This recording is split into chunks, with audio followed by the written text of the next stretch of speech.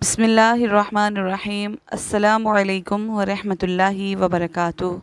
ناظرین، حضرت ابراہیم علیہ السلام کے بیٹے حضرت اسماعیل علیہ السلام کی اولاد توریت کے مطابق ان کے 12 فرزند تھے جو مستقل قبائل عرب کے سردار تھے، اور ایک بیٹی تھی جس کا بشیامہ نام بتایا ہے۔ ان 12 بیٹوں میں 2 بہت مشہور گزرے ہیں، بنایوت اور کیدار، اور ان کا ذکر توریت میں اکثر پایا جاتا ہے۔ بنایوت یا نابت اس کی اولاد اصحاب الحجر ہے، اور کیدار کی اولاد اصحاب الراس کے نام سے مشہور ہے۔ کیدار کی اولاد میں سے عدنان پیدا ہوئے۔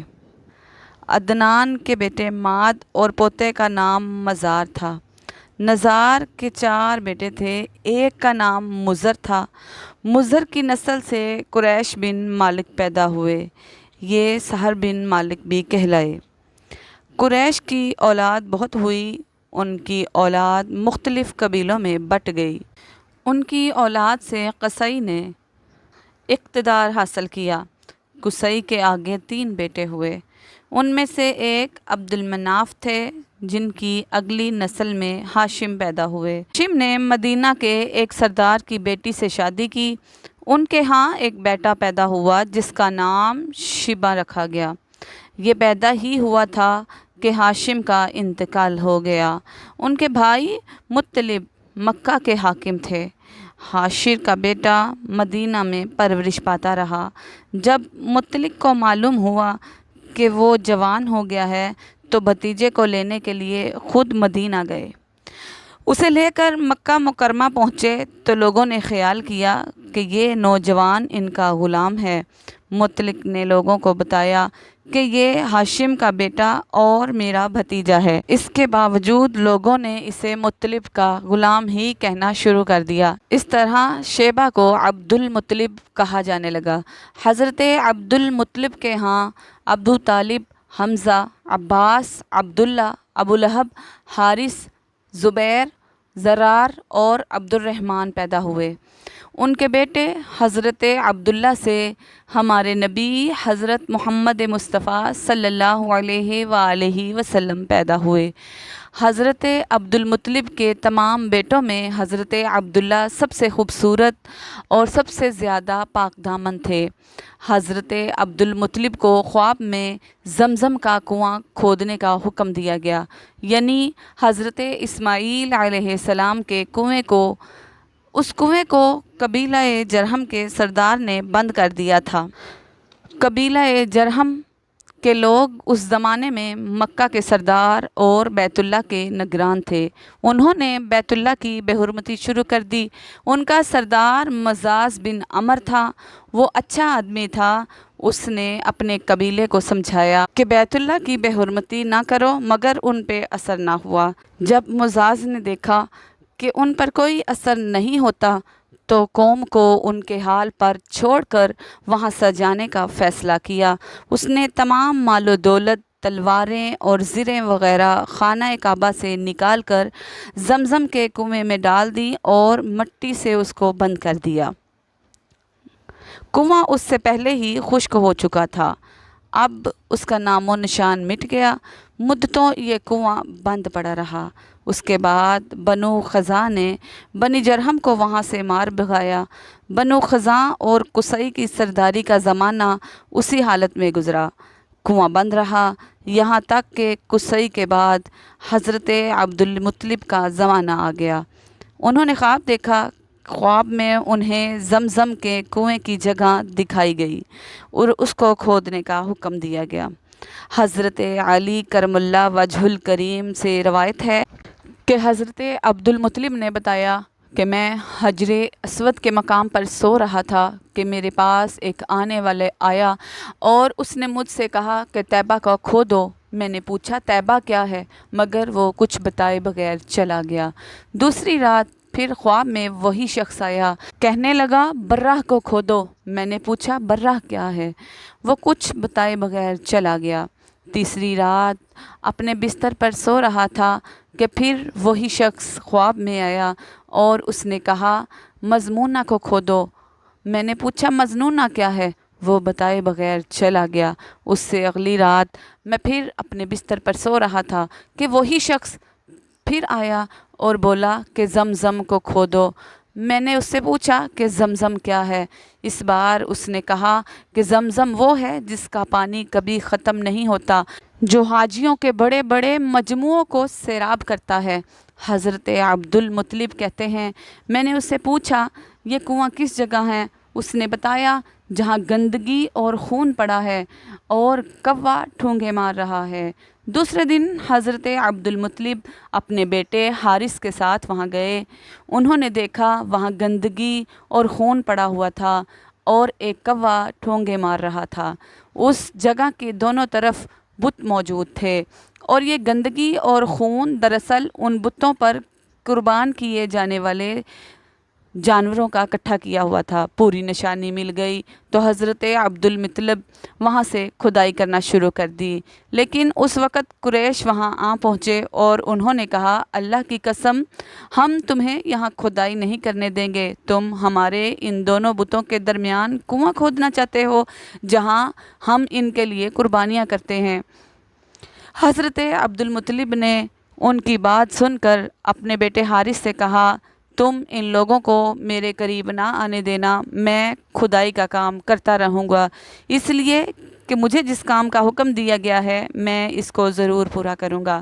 قریش نے جب دیکھا کہ وہ باز آنے والے نہیں تو وہ رک گئے۔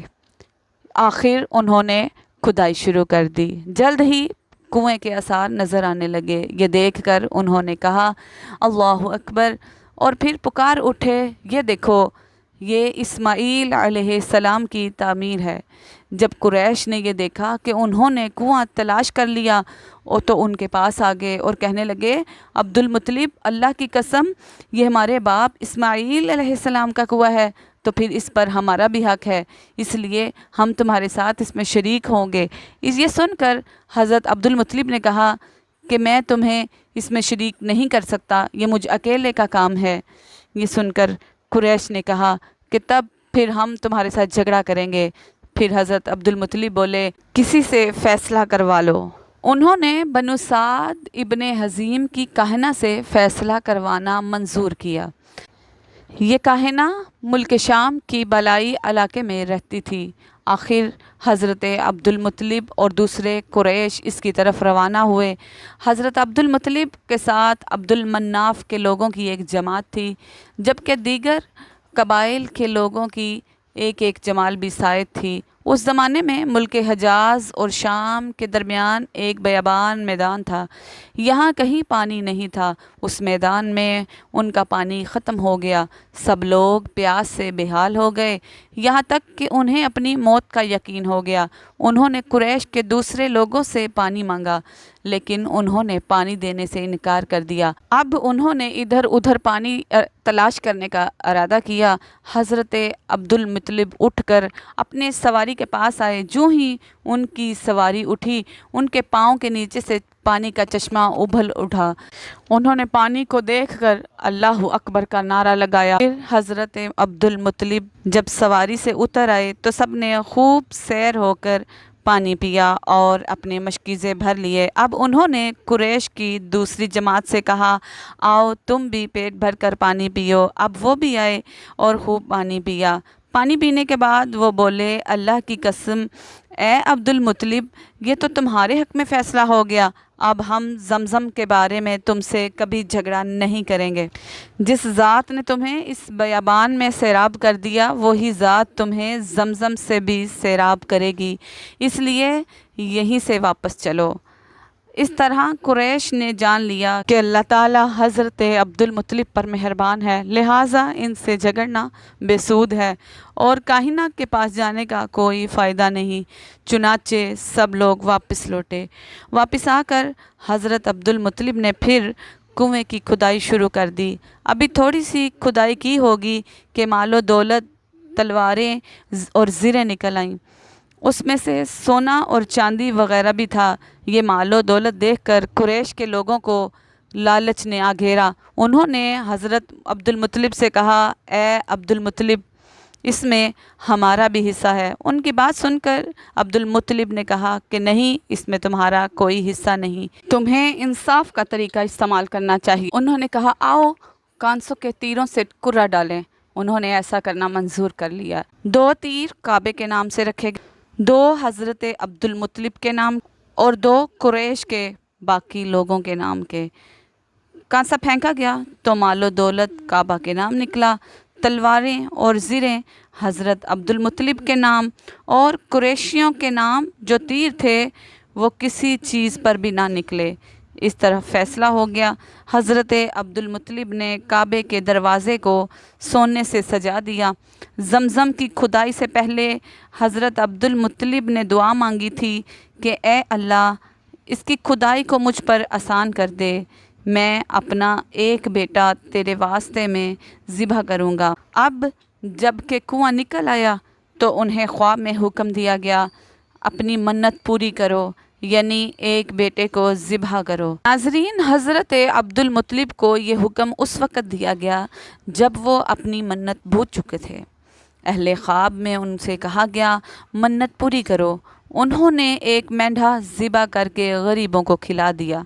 پھر خواب آیا اس سے بڑی پیش کرو۔ اس مرتبہ انہوں نے ایک بیل ذبح کر دیا۔ خواب میں پھر یہی کہا گیا اس سے بھی بڑی قربانی پیش کرو۔ اب انہوں نے اونٹ ذبح کر دیا۔ پھر خواب آیا اے عبد المطلب، اس سے بھی بڑی چیز پیش کرو۔ انہوں نے پوچھا اس سے بھی بڑی چیز کیا ہے؟ تب کہا گیا اے عبد المطلب، اپنے بیٹوں میں سے کسی کو ذبح کرو جیسا کہ تم نے منت مانگی تھی۔ اب انہیں اپنی منت یاد آئی، اپنے بیٹوں کو جمع کیا، ان سے منت کا ذکر کیا، سب کے سب جھک گئے۔ کون خود کو ذبح کروانا چاہتا ہے؟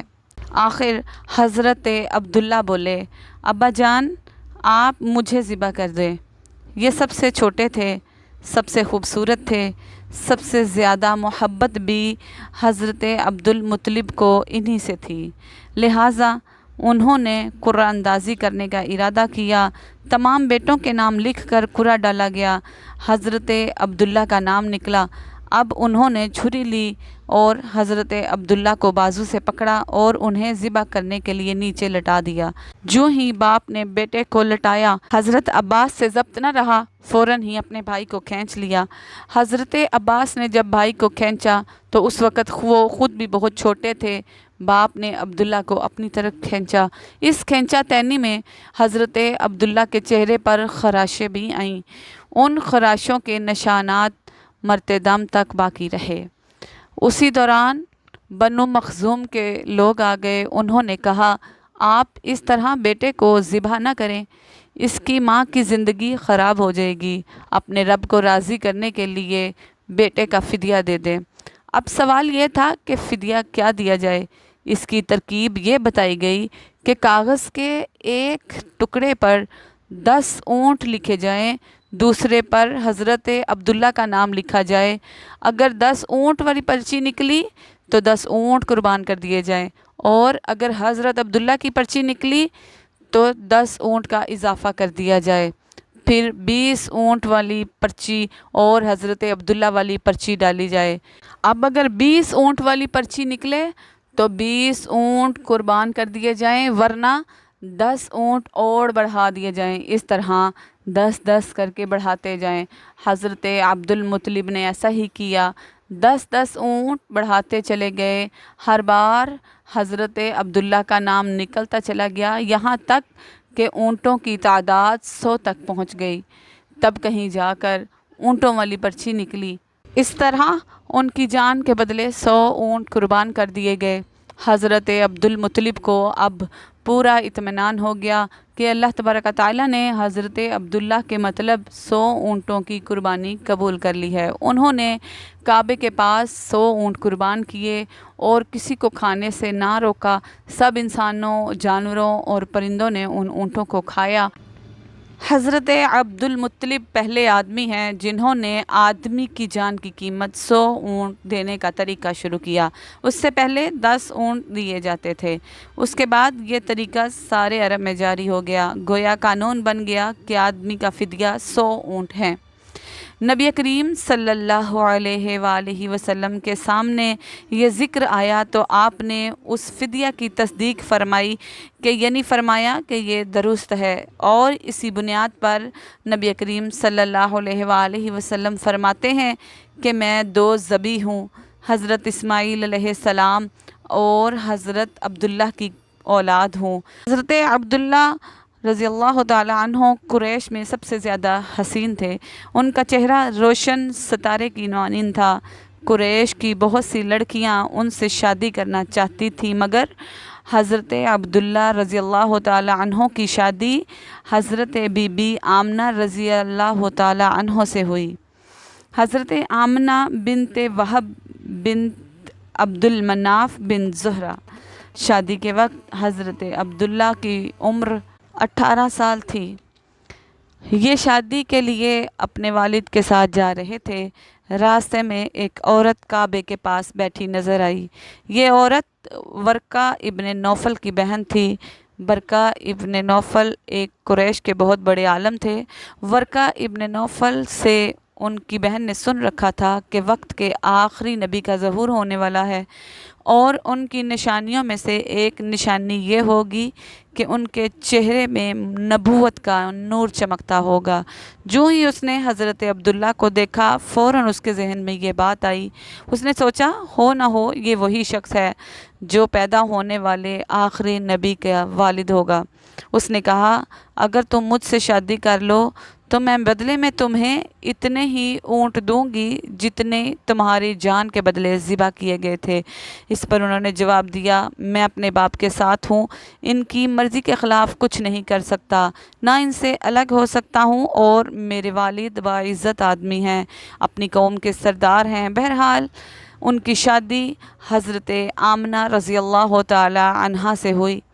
آپ قریش کی عورتوں میں نسب اور مقام کے اعتبار سے افضل تھیں۔ حضرت آمنہ رضی اللہ تعالی عنہا حضرت عبداللہ رضی اللہ تعالی عنہ کے گھر آ گئیں۔ آپ فرماتی ہیں جب میں ماں بننے والی ہوئی تو میرے پاس ایک شخص آیا، یعنی ایک فرشتہ شکل انسانی میں آیا۔ اس وقت میں جاگنے اور سونے کی درمیانی کیفیت میں تھی۔ عام طور پر اس حالت کو غنودگی کہا جا سکتا ہے۔ اس نے مجھ سے کہا کیا تمہیں معلوم ہے تم اس امت کی سردار اور نبی کی ماں بننے والی ہو؟ اس کے بعد وہ پھر اس وقت آیا جب نبی کریم صلی اللہ علیہ وآلہ وسلم پیدا ہونے والے تھے۔ اس مرتبہ اس نے کہا جب تمہارے ہاں پیدائش ہو تو کہنا میں اس بچے کے لیے اللہ کی پناہ چاہتی ہوں ہر حسد کرنے والے شر اور اس کی برائی سے۔ پھر تم اس بچے کا نام محمد صلی اللہ علیہ وآلہ وسلم رکھنا، کیونکہ ان کا نام توریت میں احمد ہے اور زمین اور آسمان والے ان کی تعریف کرتے ہیں، جبکہ قرآن میں ان کا نام محمد ہے اور قرآن ان کی کتاب ہے۔ ایک روایت کے مطابق فرشتے نے ان سے یہ کہا تم وقت کے سردار کی ماں بننے والی ہو۔ اس بچے کی نشانی یہ ہوگی کہ اس کے ساتھ ایک نور ظاہر ہوگا جس سے ملک شام اور بصرہ کے محلات بھر جائیں گے۔ جب وہ بچہ پیدا ہو جائے گا تو اس کا نام محمد صلی اللہ علیہ وآلہ وسلم رکھنا، کیونکہ تورات میں ان کا نام احمد ہے اور آسمان اور زمین والے ان کی تعریف کرتے ہیں، اور انجیل میں ان کا نام احمد ہے اور آسمان اور زمین والے ان کی تعریف کرتے ہیں، اور قرآن میں ان کا نام محمد ہے۔ حضرت عبداللہ رضی اللہ تعالی عنہ کے چہرے میں نور چمکتا تھا۔ شادی کے بعد وہ حضرت آمنہ رضی اللہ تعالی عنہ کے چہرے میں آ گیا۔ حاکم نے یہ روایت بیان کی ہے کہ صحابہ اکرام رضوان اللہ تعالی علیہ اجمعین نے نبی کریم صلی اللہ علیہ وآلہ وسلم سے عرض کیا اے اللہ کے رسول ہمیں اپنے بارے میں کچھ بتائیے۔ آپ صلی اللہ علیہ وآلہ وسلم نے ارشاد فرمایا میں اپنے باپ ابراہیم کی دعا، اپنے بھائی عیسیٰ کی بشارت اور خوشخبری ہوں۔ جب میں اپنی والدہ کے شکن میں آیا تو انہوں نے دیکھا گویا اس میں ایک نور ظاہر ہوا جس سے ملک شام میں بصرہ کے محلات کو روشن ہو گئے۔ حضرت آمنہ رضی اللہ تعالی عنہ نے حضرت حلیمہ سعدیہ رضی اللہ تعالی عنہ سے فرمایا تھا کہ میرے اس بچے کی شان نرالی ہے، یہ میرے پیٹ میں تھے تو مجھے کوئی بوجھ اور تھکن محسوس نہیں ہوئی۔ حضرت عیسیٰ علیہ السلام وہ آخری پیغمبر ہیں جنہوں نے آپ صلی اللہ علیہ وآلہ وسلم کی آمد کی خوشخبری سنائی۔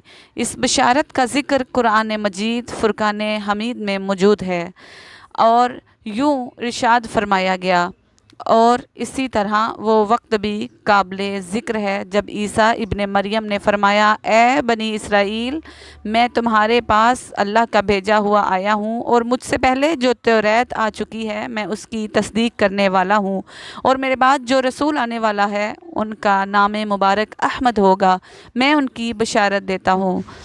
اب چونکہ حضرت عیسیٰ علیہ السلام یہ بشارت سنا چکے تھے، اس لیے ہر دور کے لوگ آپ صلی اللہ علیہ وآلہ وسلم کے دور کا بے چینی سے انتظار کر رہے تھے۔ ادھر آپ کی پیدائش سے پہلے ہی حضرت عبداللہ رضی اللہ تعالی عنہ کا انتقال ہو گیا۔ سابقہ کتب میں آپ کی نبوت کی ایک علامت یہ بھی بتائی گئی ہے کہ آپ کے والد کا انتقال آپ کے ولادت سے پہلے ہو جائے گا۔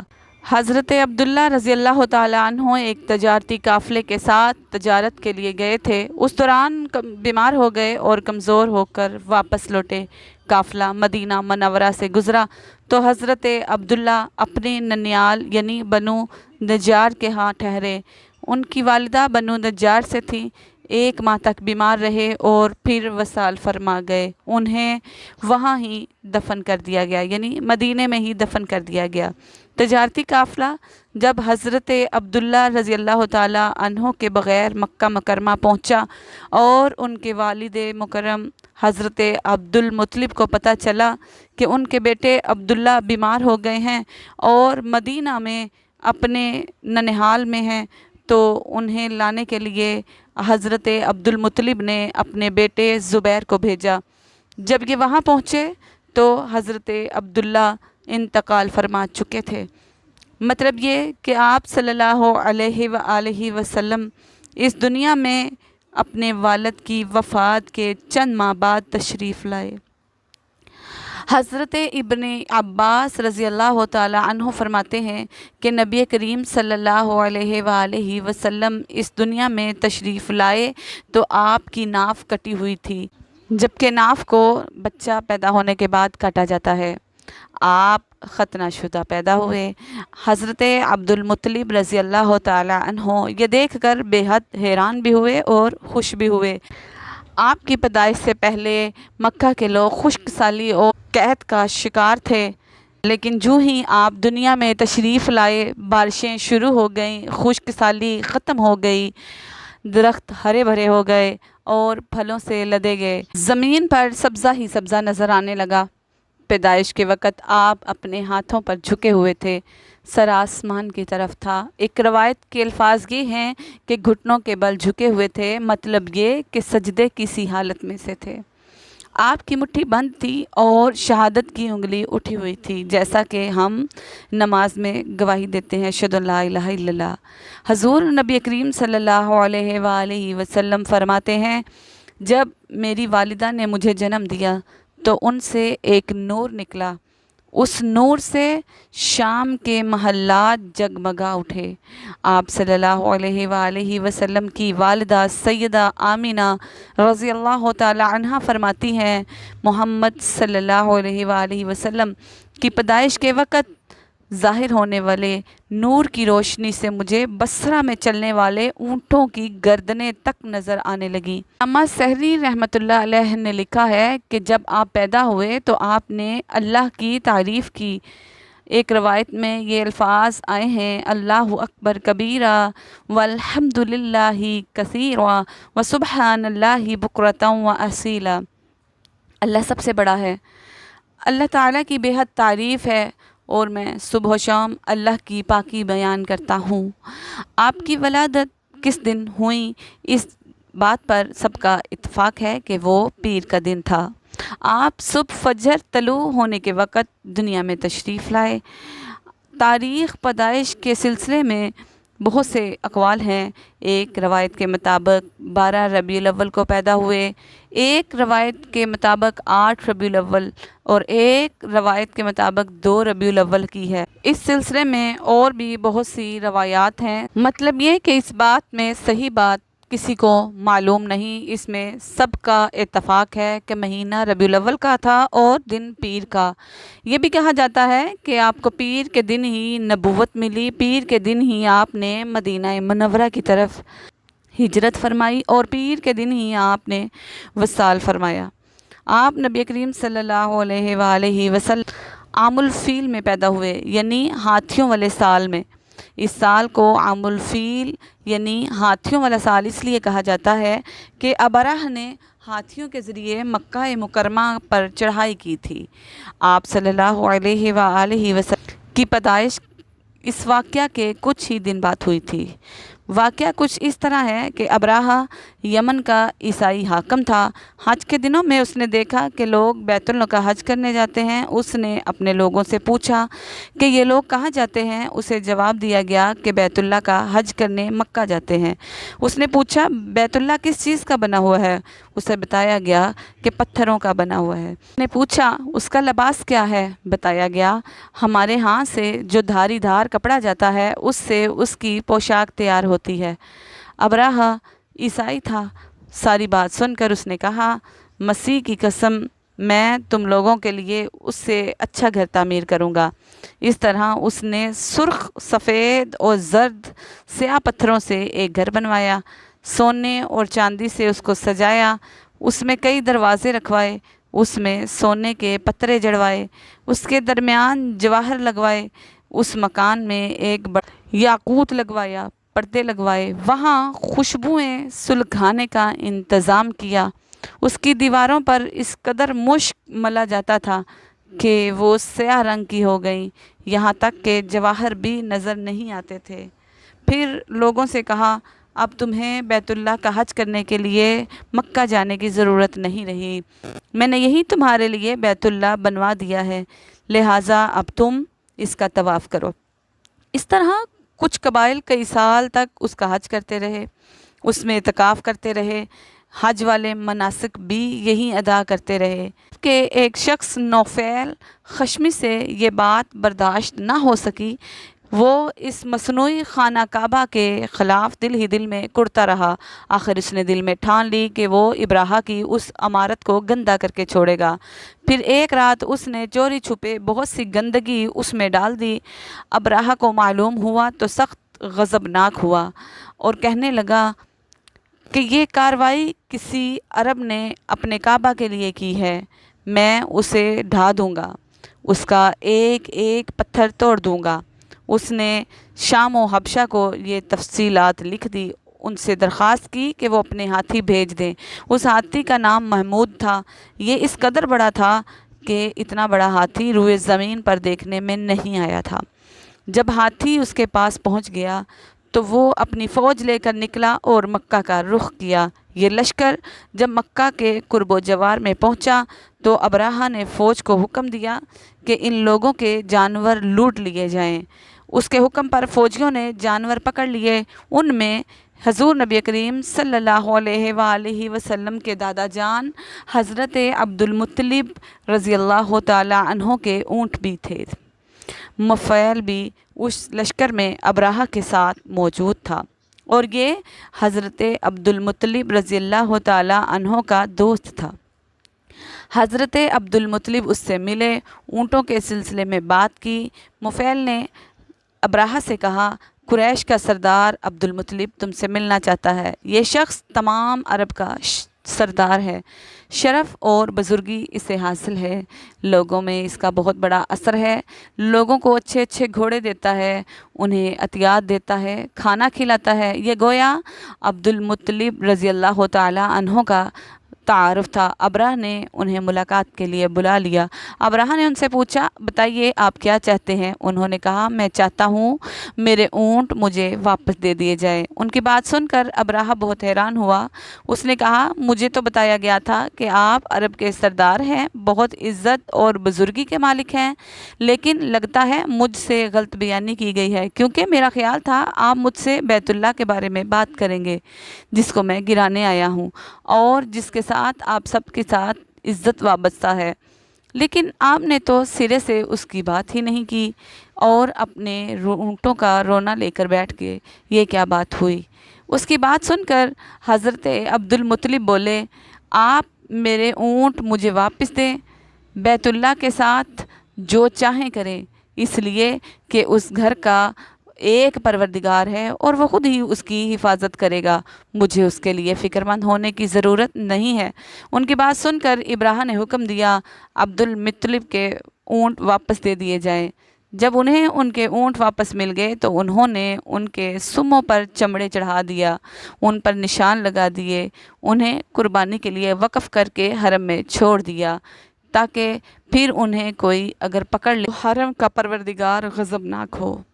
फिर हज़रत अब्दुल मुत्तलिब हिरा पहाड़ पर चढ़ गए। उनके साथ उनके कुछ दोस्त थे। उन्होंने अल्लाह से दरख्वास्त की, ए हमारे परवरदिगार, इंसान अपने सामान की हिफाजत करता है, तू अपने सामान की हिफाजत कर।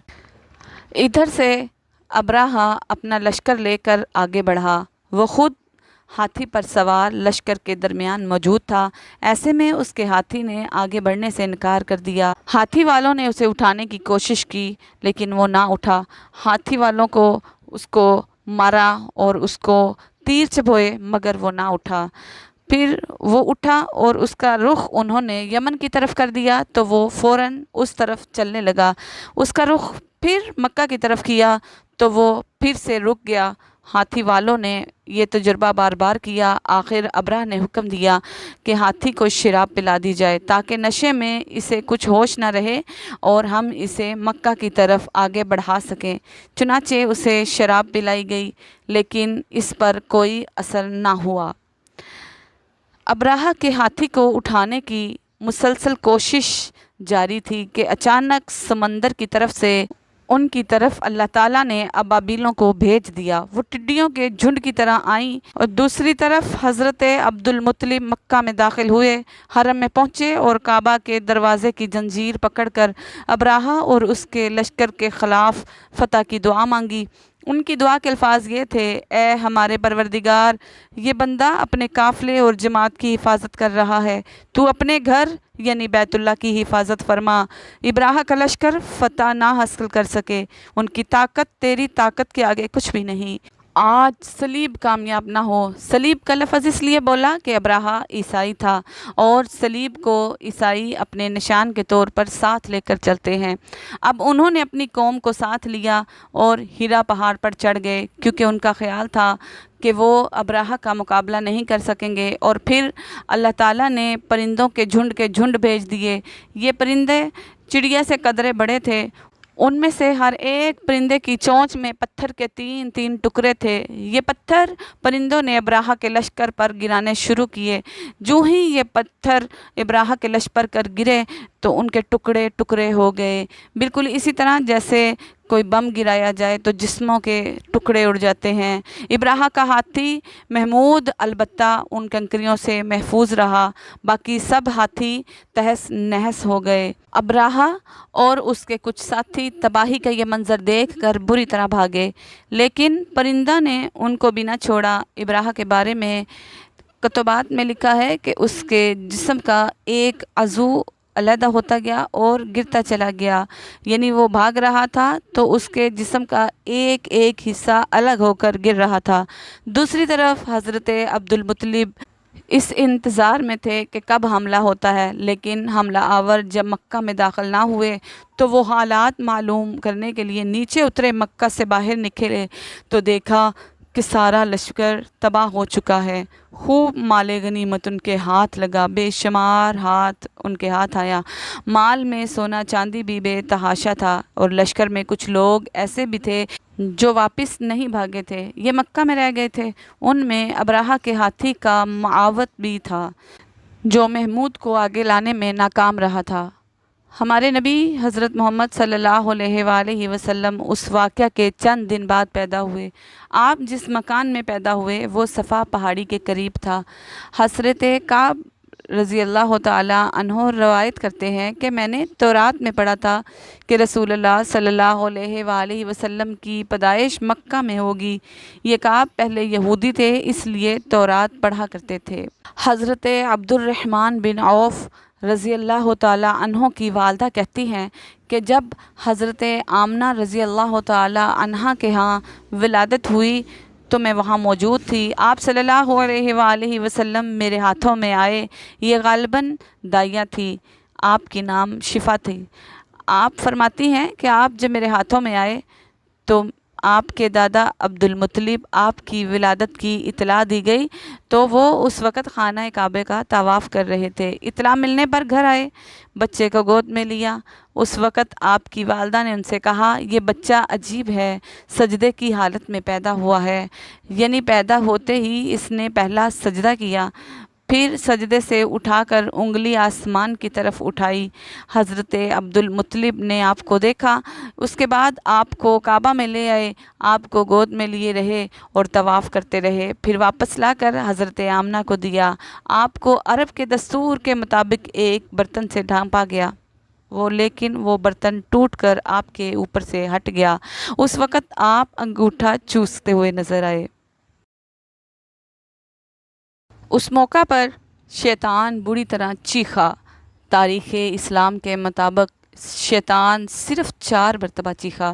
پہلی بار اس وقت جب اللہ تعالیٰ نے اسے ملعون ٹھہرایا، دوسری بار اس وقت جب اسے زمین پر اتارا گیا، تیسری بار اس وقت جب حضور نبی کریم صلی اللہ علیہ وآلہ وسلم کی پیدائش ہوئی، اور چوتھی بار اس وقت جب نبی کریم صلی اللہ علیہ وآلہ وسلم پر سورۃ فاتحہ نازل ہوئی۔ اس موقع پر حضرت حسان بن ثابت رضی اللہ تعالیٰ عنہ کہتے ہیں کہ میں 8 سال کا تھا، جو کچھ دیکھتا اور سنتا تھا اس کو سمجھتا تھا۔ ایک صبح میں نے یثرب یعنی مدینہ منورہ میں ایک یہودی کو دیکھا، وہ ایک اونچے ٹیلے پر چڑھ کر چلا رہا تھا۔ لوگ اس یہودی کے گرد جمع ہو گئے اور بولے، کیا بات ہے، کیوں چیخ رہے ہو؟ یہودی نے جواب دیا، احمد کا ستارہ طلوع ہو گیا ہے اور وہ آج رات پیدا ہو گئے ہیں۔ حضرت حسان بن ثابت رضی اللہ تعالیٰ عنہ نے 60 سال میں مسلمان ہوئے تھے۔ 120 سال کی عمر میں انہوں نے وفات پائی۔ ایمان کی حالت میں 60 سال زندہ رہے، بہت اچھے شاعر تھے اور نبی کریم صلی اللہ علیہ وآلہ وسلم کی اپنے اشعار میں تعریف کیا کرتے تھے اور دشمنوں کی برائی اشعار میں کیا کرتے تھے۔ غزوہ کے موقع پر اشعار کے ذریعے مسلمانوں کو جوش دلاتے تھے۔ اسی بنیاد پر انہیں شاعر رسول کا خطاب ملا تھا۔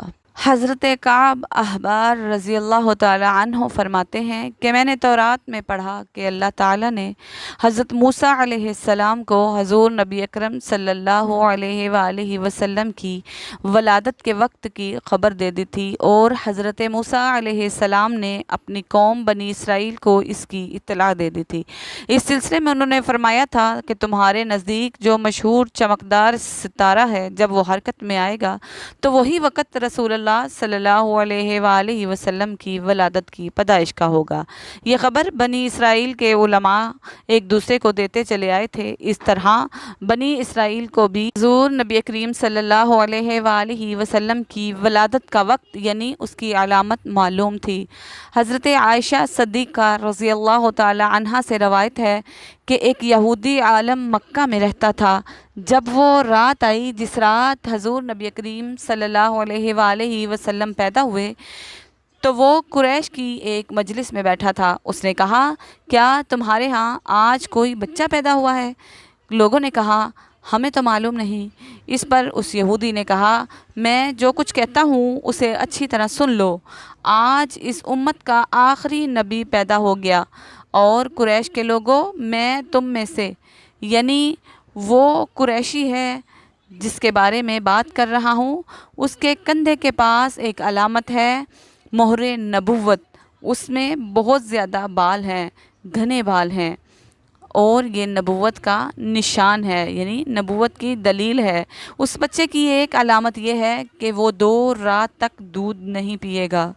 ان باتوں کا ذکر اس کی نبوت کی علامات کے طور پر پرانی کتب میں موجود ہے۔ علامہ ابن حجر نے لکھا ہے کہ یہ بات درست ہے کہ آپ نے 2 دن تک دودھ نہیں پیا تھا۔ یہودی عالم نے جب یہ باتیں بتائیں تو لوگ وہاں سے اٹھ گئے۔ انہیں یہودی کی باتیں سن کر بہت حیرت ہوئی تھی۔ جب وہ لوگ اپنے گھروں میں پہنچے تو ان میں سے ہر ایک نے اس کی باتیں اپنے گھر کے افرادوں کو بتائیں۔ عورتوں کو چونکہ حضرت آمنہ رضی اللہ تعالی عنہا کے ہاں بیٹا پیدا ہونے کی خبر ہو چکی تھی، اس لیے انہوں نے اپنے مردوں کو بتایا۔ جب اس یہودی عالم کو یہ پتہ چلا تو کہنے لگا، ذرا چل کر مجھے وہ بچہ تو دکھاؤ۔ لوگ اسے اپنے ساتھ لیے حضرت آمنہ کے گھر کے باہر آئے، ان سے بچہ دکھانے کی درخواست کی۔ آپ نے بچے کو کپڑے سے نکال کر انہیں دے دیا۔ لوگوں نے آپ کے کندھے پر سے کپڑا ہٹایا۔ یہودی کی نظر یوں ہی مہر نبوت پر پڑی تو وہ فوراً بے ہوش ہو کر گر پڑا۔ اسے ہوش آیا تو لوگوں نے اس سے پوچھا، تمہیں کیا ہو گیا تھا؟ جواب میں اس نے کہا، میں اس غم سے بے ہوش ہوا تھا کہ میری قوم میں سے نبوت ختم ہو گئی، اور اے قریشیو، اللہ کی قسم، یہ بچہ تم پر زبردست غلبہ حاصل کرے گا اور اس کی شہرت مشرق سے مغرب تک پھیل جائے گی۔ ملک شام کا ایک یہودی ایس مکہ سے کچھ فاصلے پر رہتا تھا۔ وہ جب بھی کسی کام سے مکہ آتا، وہاں کے لوگوں سے ملتا تو ان سے کہتا، بہت قریب کے زمانے میں تمہارے درمیان ایک بچہ پیدا ہوگا، سارا عرب اس کے راستے پر چلے گا، اس کے سامنے پست ہو جائے گا، وہ عجم اور اس کے شہروں کا مالک ہو جائے گا۔ یہی اس کا زمانہ ہے، اور اس کی نبوت کے زمانے کو جو بھی پائے گا اور اس کی پیروی کرے گا وہ اپنے مقصد میں کامیاب ہو جائے گا۔ جس خیر اور بھلائی کا وہ امید کرتا ہے وہ اس کو حاصل ہوگی، اور جو شخص اس کی نبوت کا زمانہ پائے گا مگر اس کی مخالفت کرے گا وہ اپنے مقصد میں ناکام ہوگا۔ مکہ معظمہ میں جو بھی بچہ پیدا ہوتا، وہ یہودی اس بچے کے بارے میں تحقیق کرتا اور کہتا کہ ابھی وہ بچہ پیدا نہیں ہوا۔ آخر جب نبی کریم صلی اللہ علیہ وآلہ وسلم اس دنیا میں تشریف لائے تو حضرت عبد المطلب اپنے گھر سے نکل کر اس یہودی کے پاس پہنچے۔ اس کی عبادت گاہ کے دروازے پر پہنچ کر انہوں نے آواز دی، کیس؟ انہوں نے پوچھا، کون؟ کہنے لگے، میں عبد المطلب ہوں، تم اس بچے کے بارے میں کیا کہتے ہو؟ اس نے انہیں دیکھا اور پھر بولا، ہاں، تم ہی اس کے باپ ہو سکتے ہو۔ بے شک وہ بچہ پیدا ہو گیا جس کے بارے میں نے تم لوگوں سے کہا تھا، وہ ستارہ آج طلوع ہو گیا ہے، اور اس بچے کی پیدائش کی علامت ہے، اور یہ علامت ہے کہ اس وقت اس بچے کو درد ہو رہا ہے۔ یہ تکلیف اسے 3 دن تک رہے گی اور اس کے بعد یہ ٹھیک ہو جائے گا۔ راہب نے جو یہ کہا تھا کہ بچہ 3 دن تک تکلیف میں رہے گا، تو اس کی تفصیل یہ ہے کہ آپ صلی اللہ علیہ وآلہ وسلم نے 3 دن تک دودھ نہیں پیا تھا، اور یہودی نے جو یہ کہا تھا کہ ہاں آپ ہی اس کے باپ ہو سکتے ہیں، تو اس سے مراد یہ ہے کہ عربوں میں دادا کو بھی باپ کہہ دیا جاتا تھا، اور نبی کریم صلی اللہ علیہ وآلہ وسلم نے ایک بار خود فرمایا تھا، میں عبد المطلب کا بیٹا ہوں۔ یہودی نے حضرت عبد المطلب سے یہ بھی کہا تھا، اس بارے میں اپنی زبان بند رکھیں، یعنی کسی کو کچھ نہ بتائیں، ورنہ لوگ اس بچے سے زبردست حسد کریں گے، اتنا حسد کریں گے آج تک کسی نے نہیں کیا، اور اس کی اس قدر مخالفت ہوگی کہ دنیا میں کسی اور کی اتنی مخالفت نہیں ہوئی۔ پوتے کے متعلق یہ باتیں سن کر حضرت عبد المطلب نے ایس سے پوچھا، یہ بتاؤ کہ میرے پوتے کی عمر کتنی ہوگی؟ یہودی نے اس سوال کے جواب میں کہا، اس بچے کی عمر 70 سال تک نہیں ہوگی، بلکہ اس سے پہلے ہی 61 یا 63 سال کی عمر میں وصال ہو جائے گا، اور اس کی امت کی عمر بھی اتنی ہی ہوگی۔ اس کی پیدائش کے وقت دنیا کے بت ٹوٹ کر گر جائیں گے۔ یہ ساری علامات اس یہودی نے گزشتہ انبیاء کی پیشن گوئی سے معلوم کی تھیں، اور سب بالکل سچ ثابت ہوئیں۔ قریش کے کچھ لوگ، عمر بن نفیل وغیرہ، ایک بت کے پاس جایا کرتے تھے۔ یہ اس رات بھی اس بت کے پاس گئے جس رات آپ صلی اللہ علیہ وآلہ وسلم کی پیدائش ہوئی تھی۔ انہوں نے دیکھا کہ وہ بت اوندھے منہ گرا پڑا ہے۔ ان لوگوں کو یہ بات بری لگی، انہوں نے اس کو اٹھایا، سیدھا کر دیا، مگر وہ پھر گر گیا۔ انہوں نے پھر اس کو سیدھا کیا، وہ پھر الٹا ہو گیا۔ ان لوگوں کو بہت حیرت ہوئی، یہ بات بہت عجیب لگی۔ تب اس بت سے آواز نکلی کہ یہ ایک ایسے بچے کی پیدائش کی خبر ہے کہ جس کے نور سے مشرق اور مغرب کے تمام گوشے منور ہو جائیں گے۔ بت سے نکلنے والی آواز نے انہیں اور زیادہ حیرت زدہ کر دیا۔ اس کے علاوہ ایک واقعہ یہ پیش آیا کہ ایران کے شہنشاہ کسریٰ کا محل گرنے لگا اور اس میں شگاف پڑ گئے۔ نوشروا کا یہ محل نہایت مضبوط تھا، بڑے بڑے پتھروں اور چونے سے تعمیر کیا گیا تھا۔ اس واقعہ سے پوری سلطنت میں دہشت پھیل گئی۔ شگاف پڑنے سے خوفناک آواز بھی نکلی تھی۔ محل کے 14 کنگرے ٹوٹ کر نیچے آ گرے تھے۔ آپ صلی اللہ علیہ وآلہ وسلم کی پیدائش پر ایک واقعہ یہ پیش آیا کہ فارس کے تمام آتش زدوں کی آگ بجھ گئی کہ جس کی وہ پوجا کیا کرتے تھے، اور اس کو وہ بجھنے نہیں دیتے تھے۔ لیکن اس رات ایک ہی وقت میں تمام کے تمام آتش کدوں کی آگ ایک ہی وقت میں بجھ گئی، اور وہاں پوجنے والوں کا رونا پیٹنا مچ گیا۔ کسریٰ کو یہ تمام اطلاعات ملی تو اس نے ایک کاہن کو بلایا۔ اس نے اپنے محل میں شگاف پڑنے اور آتش کدوں کی آگ بجھنے کے واقعات اسے سنا کر پوچھا، آخر ایسا کیوں ہو رہا ہے؟ وہ کاہن خود کو تو جواب نہ دے سکا، تاہم اس نے کہا، ان سوالات کے جوابات میرے ماموں دے سکتا ہے، اس کا نام سطیح ہے۔ نوشروان نے کہا، ٹھیک ہے، تم ان سوالات کے جواب لے کر آؤ۔ وہ گیا، سطیح سے ملا، اسے یہ واقعات سنائے۔ اس نے سن کر کہا، ایک عصا والے نبی ظاہر ہوں گے جو عرب اور شام پر چھا جائیں گے، اور جو کچھ ہونے والا ہے ہو کر رہے گا۔ اس نے یہ جواب کسریٰ کو بتایا۔ اس وقت کسریٰ نے دوسرے کاہنوں سے بھی معلومات حاصل کر لی تھی، چنانچہ یہ سن کر اس نے کہا، تب پھر ابھی وہ وقت آنے میں دیر ہے، یعنی ان کا غلبہ میرے بعد ہوگا۔ پیدائش کے 7ویں دن حضرت عبد المطلب رضی اللہ تعالی عنہ نے اپنے پوتے جناب رسول اللہ صلی اللہ علیہ وآلہ وسلم کا عقیقہ کیا اور نام محمد صلی اللہ علیہ وآلہ وسلم رکھا۔ عربوں میں اس سے پہلے یہ نام کسی کا نہیں تھا۔ قریش کو یہ نام عجیب سا لگا۔ کچھ لوگوں نے حضرت عبد المطلب سے کہا، اے عبد المطلب، کیا وجہ ہے کہ تم نے اس بچے کا نام اس کے باپ دادا کے نام پر نہیں رکھا بلکہ محمد رکھا ہے، اور یہ نام نہ تمہارے باپ دادا میں کسی کا ہے اور نہ تمہاری قوم میں کسی کا ہے؟ حضرت عبد المطلب رضی اللہ تعالیٰ عنہ نے جواب دیا کہ میری تمنا ہے آسمانوں میں اللہ تعالیٰ اس بچے کی تعریف فرمائیں اور لوگ زمین پر اس کی تعریف فرمائیں۔ محمد کے معنی ہیں جس کی بہت زیادہ تعریف کی جائے۔ اسی طرح والدہ کی طرف سے آپ کا نام احمد رکھا گیا۔ احمد نام بھی اس سے پہلے کسی کا نہیں رکھا گیا تھا۔ مطلب یہ کہ ان دونوں ناموں کی اللہ تعالیٰ نے حفاظت کی اور کوئی بھی یہ نام نہ رکھ سکا۔ احمد کا مطلب ہے سب سے زیادہ تعریف کرنے والا۔ آپ احمد پہلے ہیں اور محمد بعد میں ہیں، یعنی آپ کی تعریف دوسروں نے بعد میں کی، اس سے پہلے آپ کی یہ شان ہے کہ آپ اللہ تعالیٰ کی سب سے زیادہ حمد و ثنا کرنے والے ہیں۔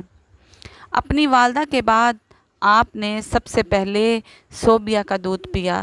صوبیہ نبی کریم صلی اللہ علیہ وآلہ وسلم کی چچا ابو لہب کی بھابھی تھی۔ ان کو ابو لہب نے آپ صلی اللہ علیہ وآلہ وسلم کی پیدائش کی خوشی میں آزاد کر دیا تھا۔ صوبیہ نے آپ کو چند دن تک دودھ پلایا۔ انہی دنوں حضرت صوبیہ کے ہاں اپنا بیٹا پیدا ہوا تھا۔ آپ کی والدہ نے آپ کو صرف 9 دن تک دودھ پلایا۔ ان کے بعد صوبیہ نے دودھ پلایا۔ پھر دودھ پلانے کی باری حضرت حلیمہ سعدیہ رضی اللہ تعالی عنہا کی آئی۔ یوں ہمارے پیارے آقا نبی کریم صلی اللہ علیہ وآلہ وسلم کی پیدائش کے بعد اماں حلیمہ ان کی دائی بنی۔ اللہ رب العزت سے دعا ہے کہ اللہ ہمیں اپنے پیارے نبی کریم صلی اللہ علیہ وآلہ وسلم کی محبت عطا فرمائے۔ آپ سے گزارش ہے، آپ کو اگر ہماری ویڈیو پسند آئی ہو، لائک، شیئر، سبسکرائب ضرور کیجئے۔ آپ کی دعاؤں کی طالب آپ کی بہن مریم۔